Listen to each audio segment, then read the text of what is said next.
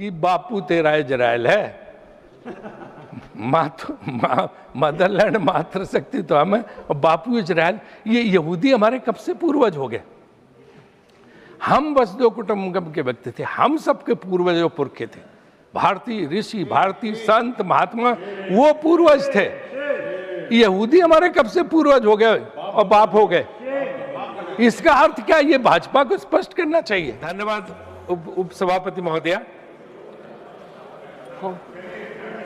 मैं विनियोग विधेयक पर बोलने के लिए खड़ा हुआ हूं। सर देखिए, मैडम देखिए ना, इधर इतना शोर करते, मेरा टाइम अभी नहीं जुड़ना चाहिए। ये टाइम जो है आप कम करें।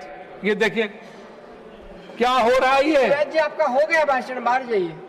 अरे कितनी चमचागिरी भाई है, कुछ तो यार शांत हो जाओ। इन्होंने कहा मैं भी मोदी जी को जानता हूं 30 साल से, तो मैं भी मोदी जी को 30 साल से जानता हूं, और वो उनको इतनी ये पसंद नहीं है जितनी हुई आज। और इसीलिए आप आज मेरी समझ में आया कि आज तक मोदी जी ने जो उन्हें भाषण अच्छा लगता है उसकी ट्वीट करके तारीफ करते हैं, लेकिन शिवराज जी की तारीफ आज तक नहीं की उन्होंने, जबकि इतना लंबा चौड़ा ये भाषण देते हैं। उनके आज कम से कम 200 बार उन्होंने नाम लिया होगा, और ऐसा कर दिया कि 2014 के पहले इस देश में कुछ हुए नहीं था। न बिजली खंबे थे, न बिजली थी, कुछ प्रगति हुई नहीं थी, न रेल थे, न ग्रामीण विकास हुआ था, न सड़क हुआ था, कुछ भी नहीं। यानी देवगौड़ा जी भी सुनते रहे कि वो भी 1 साल प्रधानमंत्री थे, उनके जमाने में कुछ नहीं। अटल जी भी प्रधानमंत्री थे, उनके जमाने में कुछ नहीं हुआ। बस सब 2014 के बाद ही हुआ। कमाल है। शिवराज जी ने भी आज क्या भाषण दिया, आप लोग तालियां बजा रहे। अरे कुछ तो समझाओ। तो माननीय निर्मला जी नहीं है, मुझे लगता है वित्त मंत्रालय के वित्त राज्य मंत्री जरूर होंगे, तो अपना भाषण शुरू करता हूं कि वित्त मंत्रालय का ये विनियोग विधेयक जो कि एक औपचारिकता है, ये जो है, जो अतिरिक्त राशि लेना होता है, जो कि करीब 2,18,000 करोड़ के करीब 2,81,000 करोड़ 200 जो है गवर्नमेंट ने सैंक्शन लिए है। हालांकि इसमें सिर्फ जो है उन्होंने 36,000 करोड़ का जो है चार्ज एक्सपेंडिचर दिखाया, लेकिन ये परंपरा है, होता है। और मेरा ये मानना है कि वित्त मंत्रालय को ध्यान देना चाहिए कि जो पैसा दे रहे हैं उसकी जो है उसका पूरा डिटेल भी, विस्तार भी जो है उस मंत्रालय से जरूर लेना चाहिए। वो कुबेर की तरह होता है वित्त मंत्री, और कुबेर का काम सिर्फ पैसा देना नहीं है, ये भी पता लगाना है कि वो कैसे खर्च होता था। जो काम योजना आयोग पहले करती थी, लेकिन अब वो पूरी तरह से नहीं हो पा रहा क्योंकि योजना आयोग खत्म हो गया, और वित्त मंत्रालय को देखना चाहिए। जैसे उनकी उदाहरण के लिए डिफेंस मिनिस्ट्री, रक्षा मंत्रालय, कल उन्होंने भी जिक्र किया था, शक्ति सिंह जी ने भी इसका, रक्षा मंत्रालय पे जो खर्च है। तो अब आप ये कोई जो है उसके मामले में ये देखना पड़ेगा, नई रणनीति बनानी होगी। हमारा मेजर एक्सपेंडिचर आर्मी पे है, लेकिन पिछले युद्ध में आपने देखा कि 1 इंच भी मूवमेंट जो है आर्मी का नहीं हुआ। सारा युद्ध आसमान में लड़ाई कर, सारा युद्ध जो है आज जो चाहे ऑपरेशन सिंदूर हो, सिर्फ आसमान का युद्ध था, मिसाइल्स का युद्ध था, ड्रोन का युद्ध था। और इसी तरह जो है आज इजराइल और अमेरिका का जो ईरान में चल रहा, वो भी मिसाइल्स का युद्ध है, ड्रोन का युद्ध है। तो स्ट्रेटजी बदलनी पड़ेगी, हमें अब फोकस वहां करना पड़ेगा, मिसाइल डेवलपमेंट प्रोग्राम बनाना पड़ेगा। ट्रंप ने कहा था मैं 3 दिन में वार खत्म कर दूंगा, आज 18 दिन हो गए, कर पाए? क्योंकि ईरान का जो मिसाइल डेवलपमेंट प्रोग्राम था इतना बड़ा था कि आज तक वो लड़ रहे हैं, उनका मुकाबला कर रहे हैं। तो इसलिए जो है हमें भी अपनी रणनीति ढंग से सोचनी पड़ेगी कि हम जो पैसा दे रहे हैं अतिरिक्त जो है बजट के प्रावधानों में, तो हम उसको खर्च कहाँ पे करें, मिसाइल डेवलपमेंट प्रोग्राम, और उसके साथ साथ जो है टेक्नोलॉजी डेवलपमेंट। इन्होंने कल कहा था कि रिसर्च डेवलपमेंट R&D पे खर्च होना चाहिए, तो मैं भी इस बात का समर्थन हूँ कि उसको करना चाहिए। दूसरी ये है कि जैसे चीन ने PL-15 और PL-18 अब डेवलप किए उनकी मिसाइल। अगर PL-18 मिसाइल तो इतनी खतरनाक है कि उसके बाद छोड़ने के बाद मैनुअल कंट्रोल ही नहीं उस पर रहता, कहाँ चली जाए। तो आपको इस मुकाबले के लिए तैयार रहने के लिए क्या स्ट्रेटजी है, कैसे डिफेंस मंत्रालय, रक्षा मंत्रालय उस पर कर रहा है, ये बहुत जरूरी है कि वित्त मंत्री जी उसको इंश्योर करें। दूसरा, ये ड्रोन की बहुत बड़ी समस्या हो रही है, एंटी ड्रोन टेक्नोलॉजी पे क्या काम हो रहा है, ये भी रक्षा मंत्रालय को देखना पड़ेगा। ड्रोन एक इतनी बड़ी समस्या है कि ये 50 किलो तक एक्सप्लोसिव लेके जा सकता है और कहीं भी गिरा देता। कल वो बता रहे थे पंजाब के एक सांसद की वो ड्रोन के जरिए जो है भारत के अंदर पंजाब में जो AK-47 तक गिरा देते हैं, जिसका फायदा आतंकवादी ले सकते हैं। तो आपकी ड्रोन टेक्नोलॉजी के लिए आप क्या क्या कर रहे हैं, ये भी बहुत देखना जरूरी है। और आपको पता है जब पिछली बार ऑपरेशन सिंदूर चल रहा था तो उसके पास पठानकोट तक उनके ड्रोन आ गए थे। हमें IPL का मैच स्थगित करना पड़ा था, खत्म करना पड़ा था, क्योंकि वहाँ से 50 किलोमीटर की दूरी पर से धर्मशाला स्टेडियम था। तो ड्रोन की समस्या के लिए भी क्या क्या आप कर रहे हैं, ये आपको ध्यान देना होगा, जो बजट में प्रावधान है उसके लिए। एक चीज़ ऐसी है जिसके लिए मैं निर्मला जी को नहीं जिम्मेदार मानता हूँ, उसके लिए विदेश मंत्रालय जिम्मेदार है, लेकिन उनको पैसा देना पड़ता है उसके लिए भी। बीजेपी, और मुझे लगता है कभी कभी BJP वाले भी अच्छी बात करने थे, अपने भाषणों में कहते थे। पहले काफ़ी दिनों तक वो बोलते रहे कि कुछ है ही नहीं, कुछ संकट है ही नहीं, विपक्ष बेवजह तमाशा खड़ा कर रहा, किसी किस्म का संकट नहीं। कल और परसों के जो हमने भाषण सुने, अरुण सिंह जी का भाषण और कुछ लोगों के भाषण, नड्डा जी का भी, जिन्होंने माना कि संकट है, अब उन्होंने उसकी जो है नैरेटिव बदल दिया। अब वो कहते हैं संकट है, लेकिन विपक्ष आपदा में भी अवसर ढूंढ रहा है। विपक्ष जो है संकट में साथ नहीं दे रहा है। अभी गैस वगैरह का संकट है, गैस LPG का संकट है, उसमें विपक्ष अवसर देख रहा। अरे मुझे तो याद है कि 10 रुपये भी बढ़ते थे तो आप मंत्री जो बाद में हमारी बहन जी हैं, आपको याद होगा स्मृति ईरानी जी, बहुत लोग सड़क पर सिलेंडर लेके बैठ जाते थे, क्या क्या तमाशा नहीं करते थे। वो आपदा में अवसर नहीं था, वो तो सिर्फ दाम बढ़ते थे। आज तो संकट है, और ये संकट जो है लगातार जो है बढ़ता चला जा रहा है। उन्होंने कहा झंडा लहराते हुए एक फोन पे जो है जहाज निकल गया, तो 2 ही शिप निकले हैं, 22 शिप अभी अटके हुए हैं। लेकिन ये सोचना पड़ेगा कि ये शिप अटके क्यों, सही है, क्यों ही अटके, अभी तो देखना पड़ेगा। 80 साल बाद अचानक की नौबत कैसे आई।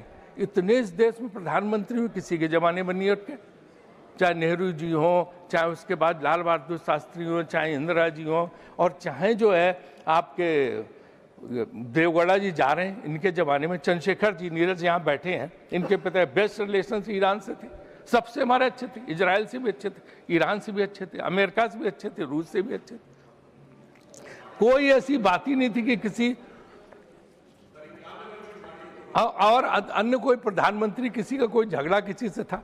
हमारी नीति ऐसी थी कि सबसे दोस्ती, किसी से झगड़ा ना, हमारे जहाज रुकते थे ना कुछ होते। अब ये एक नया शुरू हुआ कि हमने वो विदेश नीति पूरी तरह से उलट दी। अब हम ऐसे चले गए कि हम बिल्कुल जो है इजराइल के ब्लॉक में शामिल हो गए, उसके गुट में शामिल हो गए। और जो है वो सबीर भाटिया, जिसका हॉटमेल होता है तो बहुत बड़ा IT का है अमेरिका को, उसने एक लाइन लिखी ट्वीट में अपने कि I am still not able to understand what does it mean that India is a motherland and Israel is a fatherland.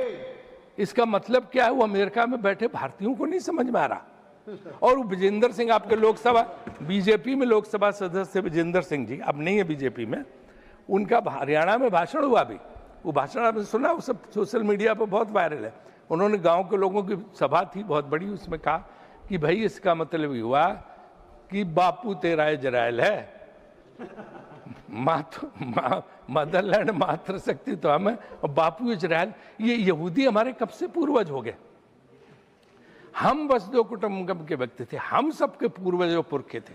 भारतीय ऋषि, भारतीय संत महात्मा वो पूर्वज थे। यहूदी हमारे कब से पूर्वज हो गए और बाप हो गए।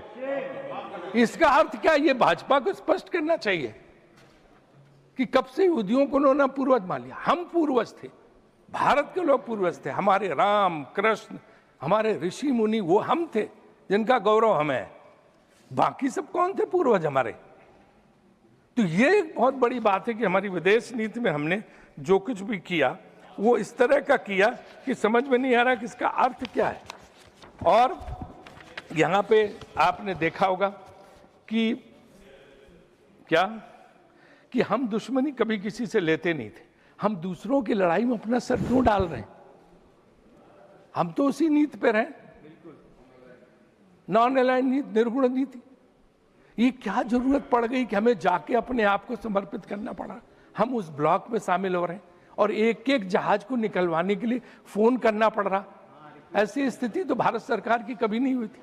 तो क्यों ये कर रहे हैं, ये हमारा आपसे अनुरोध है कि इसको जो है, हम जो इस चीज पे जो है गवर्नमेंट को अपनी बदलना चाहिए आज यहाँ पे बैठे सुधांशु जी सारे लोग हैं, आपको पता क्या असर हो रहा है? आप कहते हैं सब ठीक, एवरीथिंग इज हंकी डोरी। व्हाट इज हंकी डोरी? बनारस काशी विश्वनाथ का मंदिर, और वहाँ सबसे बड़ी माता बाबा विश्वनाथ के बाद है माँ अन्नपूर्णा देवी की, क्योंकि अन्नपूर्णा देवी का जो पूजन होता है कि उनका भंडार कभी खाली नहीं होता, उनका भोजन का भंडार कभी अन्नपूर्णा देवी खाली नहीं होता काशी में। अन्नपूर्णा देवी की रसोई पे कल ताला लगाना पड़ा क्योंकि गैस ही नहीं बची है। जिस पार्टी ने अन्नपूर्णा देवी, जिस सरकार ने मां अन्नपूर्णा की रसोई पर ताला लगवा दिया, वो कैसे बात करता है कि सब कुछ सही है?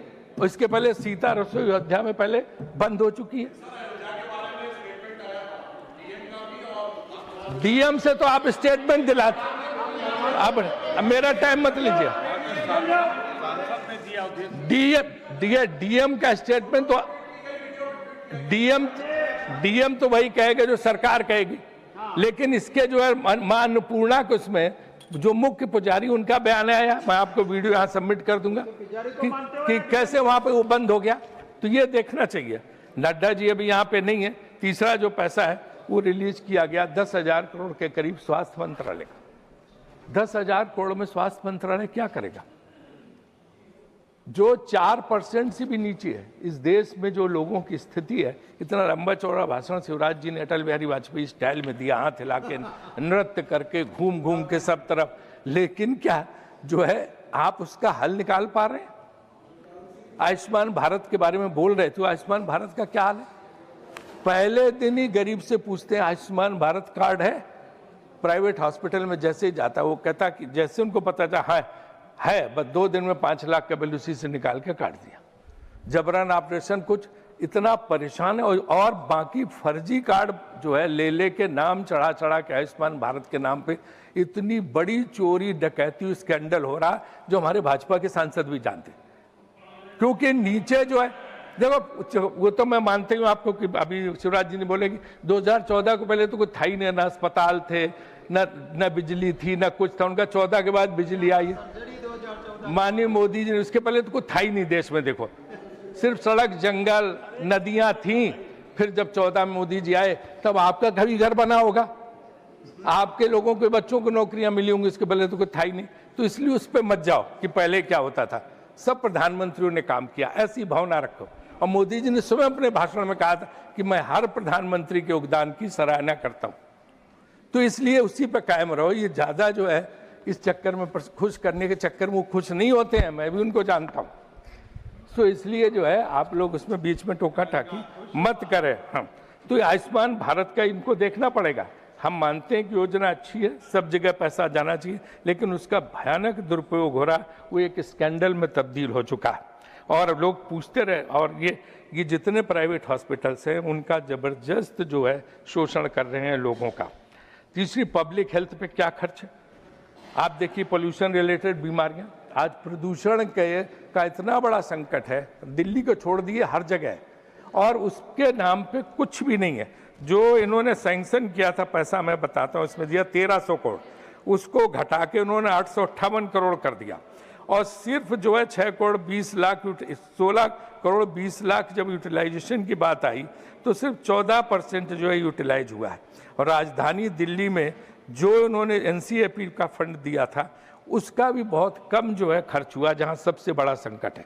तो आप ना प्रदूषण रिलेटेड बीमारियों पे कोई खर्च कर रहे, ना आयुष्मान भारत स्कीम सही चल रही है, उसमें धांधली, घोटाले और माफियागिरी चल रही है। और इसके बावजूद दूसरी तरफ जो नए आंकड़े, कारपोरेट का प्रॉफिट 22.3% बढ़ गया है, 22.3% हो गया है, लेकिन रोजगार सिर्फ 1.5% बढ़े। ये भी बड़ी चिंता की बात। कारपोरेट का प्रॉफिट बढ़े, बड़ी बड़ी कंपनियों का, हम खुश हैं, हमें कोई नहीं है, जितना विकसित हो अच्छा हो, लेकिन नौकरियां भी तो उसी अनुपात में मिले। नौकरियां मिल नहीं रही क्योंकि ये सिर्फ जो है सीमित हो गया है 10% लोगों पे। 10% कारपोरेट हाउस, बड़े जो घराने हैं, धनी लोग हैं, 58% नेशनल इनकम उनके पास है, सिर्फ 10 जो है बड़े घरबाने, बड़ी कंपनियों के पास।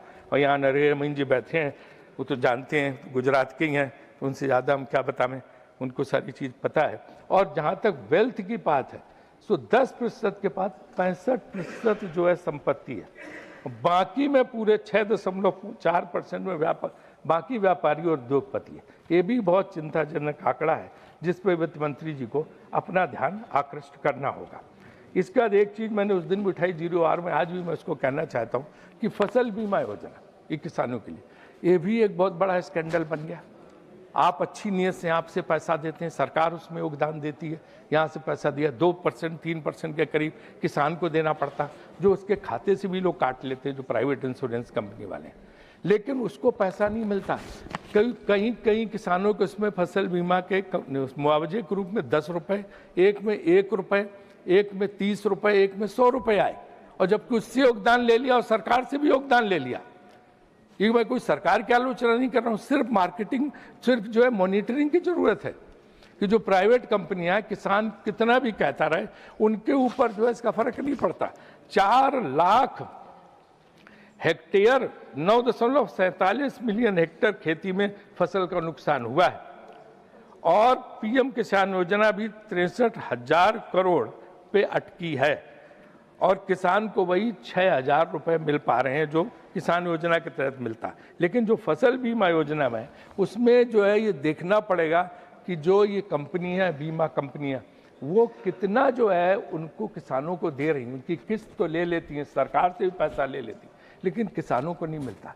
तो इसलिए इस तरफ भी हमें ध्यान देना होगा कि कैसे हम जो है किसानों को फसल बीमा योजना को सुधार को उस पर करें। तीसरा है कि रुपया बहुत गिर रहा। पहले था कि रुपए को हमने देश की इज्जत से जोड़ दिया था, वो हमने नहीं जोड़ा था। आप ही लोगों ने कहा था मनमोहन सिंह का मजाक बनाने के लिए कि जितनी उनकी उम्र हो गई वहाँ पे रुपया पहुँच गया। जब 40 रुपए का $1 था तब भी उनका मजाक बनाया गया कि देश का अपमान हो रहा। आज तो 93 रुपए पर पहुँच गया। तो किसकी उम्र से हम जोड़ें इसको, और किस देश की इज्जत से जोड़ें इसको कि 93 रुपए पर पहुँच गया। तो ये जो है हमेशा आलोचना करने के पहले सोचना चाहिए कि हम भी इसको कभी जो है देख सकते हैं, कभी हमारे ऊपर भी आफत आ सकती है। अभी शिवराज जी कह रहे थे कि आपने मनरेगा पे इतना खर्च किया, हम इतना खर्च कर रहे हैं। वो नहीं देखते कि तब मनरेगा 6 साल के लिए मान लो उसमें उतना पैसा, और दूसरे क्या होगा भविष्य में अगली सरकार इससे ज़्यादा करेगी। ये तो नियम है, नेहरू जी के ज़माने में इतना पैसा था, इतना खर्च हुआ। इसका जितने प्रधानमंत्री धीरे धीरे बढ़ता गया। अटल जी के 6 साल को कंपेयर करोगे खर्च करने में ग्रामीण विकास पे तो बहुत कम आएगा। तो इसका मतलब थोड़ा अटल जी ने कोई गलत काम किया। ये विभाग ही जो है सबसे बड़ा किया था नरसिम्हा राव जी ने। 5 सेक्रेटरी होते थे इस विभाग में। बस खत्म कर रहा हूँ मैडम। तो इसलिए इस बात पे हमें देखना पड़ेगा कि कैसे हो। एक अच्छा सुझाव उसमें है कि पोस्ट ऑफिस के लिए भी पैसा उन्होंने स्वीकृत किया है। पोस्ट ऑफिस, डाकखाने हमारी पुरानी धरोहर और संपत्ति होते थे, उनका कोई इस्तेमाल नहीं हो रहा। इसलिए मैं सरकार से निवेदन, कोई योजना निकालें जिससे डाकखाने जो खड़े हैं वाइट एलिफेंट, इनमें कुछ और किसी काम में इनको लगाएं ताकि लोगों का फायदा हो सके। बहुत बहुत धन्यवाद, बहुत बहुत आभारी।